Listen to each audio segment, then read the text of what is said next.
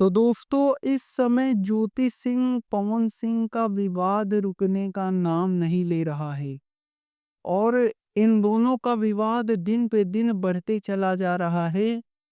यहाँ पर लेकिन कोशिश में लगे हुए हैं पवन सिंह और ज्योति सिंह का मामला खत्म हो जाए, जो भी कोर्ट वगैरह से चल रहा है।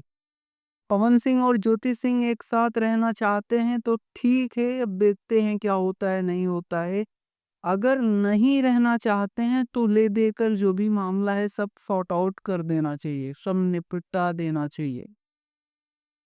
और कुछ लोग कह रहे हैं कि पवन सिंह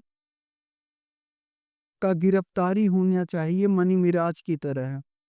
तो आप सभी को बता दें, इस तरह की बात कर रहा है कोई, जो भी होगा। मनी मिराज जी का मैटर अलग है, पवन सिंह जी का मैटर अलग है। अगर कोई ऐसा करता है करतूत, जो भी गलत तरीके का कमेंट्स करता है, तो वह खुद जिम्मेवार होगा।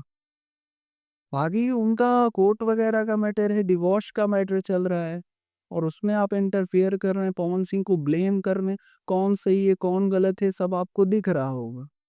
किसकी बात पर कितनी सच्चाई आपको नजर आती है वह भी आपको दिख रहा होगा। बाकी जो भी आपका राय हो कमेंट माध्यम से बता सकते हैं।